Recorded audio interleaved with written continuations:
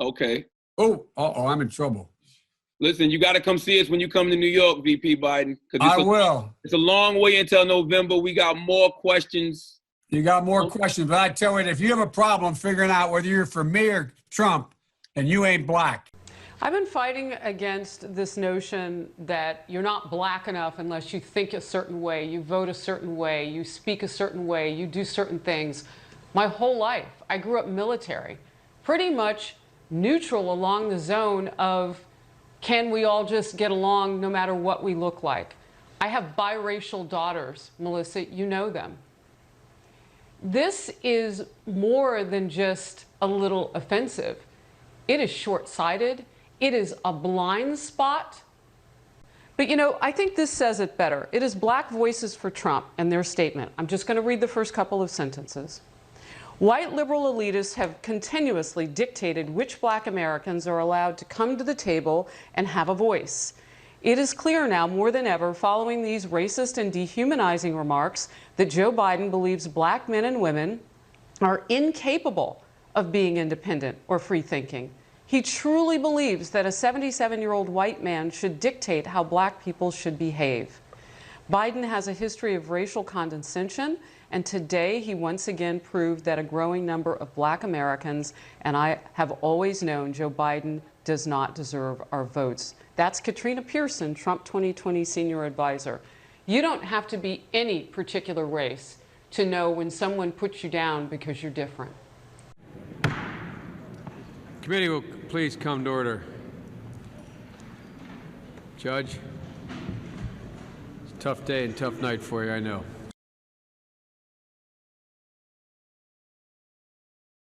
Committee and this body validated it and displayed it at prime time over our entire nation.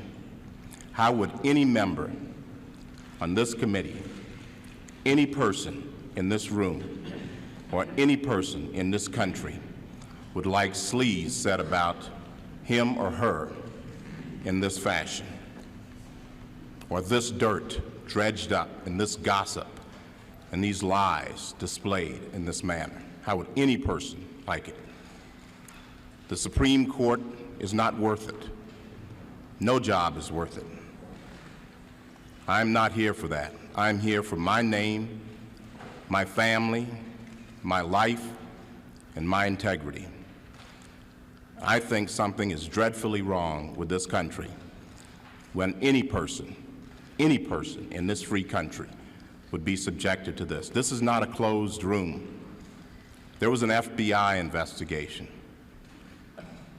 This is not an opportunity to talk about difficult matters privately or in a closed environment. This is a circus. It's a national disgrace.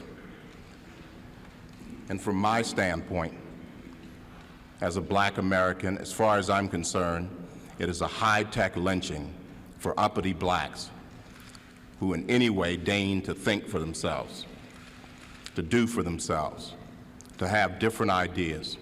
And it is a message that unless you kowtow to an old order, this is what will happen to you.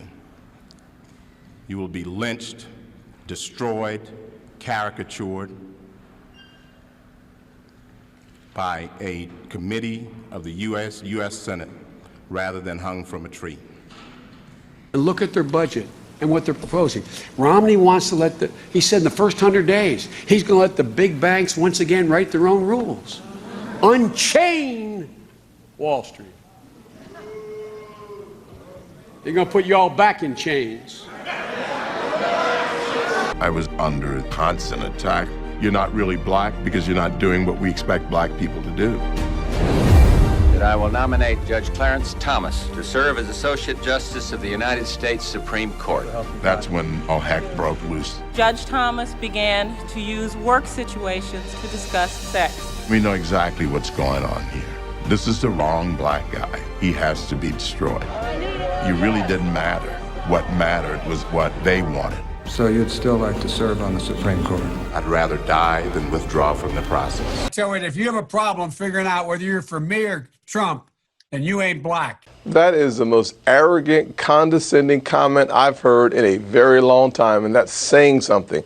The man who sponsored and led the charge on the 1990s crime bill that locked up more African-American males than any other piece of legislation, and President Trump comes along and through his criminal justice reform corrects the absolute mistakes made by Joe Biden. For him to make such an arrogant, ridiculous comment to, if you think about the numbers, 1.3 million African Americans voted for Trump. He's saying to 1.3 million African Americans that you're not black? Who in the heck does he? Vice President Biden, with all due respect, your latest comments are both pathetic and hurtful. Your quote, "If you have a problem figuring out whether you're for me or Trump, you ain't black." Well, I think that in civil discourse, we can have our disagreements on politics, but you challenging me and millions of other people out there on their blackness, descendants of slaves, from you, is some seriously condescending, out of touch bullcrap. You're embarrassing yourself, Mr. Vice President. Should you even be running for president in the Democratic Party that says they're for black people? Do you really believe that black people are owned by the Democratic Party? Do you really believe that a black person who doesn't vote for you is therefore not legitimately black? Have you forgotten the Republican Party was started in opposition for a Democratic Party that thought it was okay to own people? I am a man, Mr. Vice President. Too many people have died for me to have the right to think and vote for myself. But I wonder if Senator Peters agrees with you. I bet he does. When I get the chance to debate him, I think I'll ask.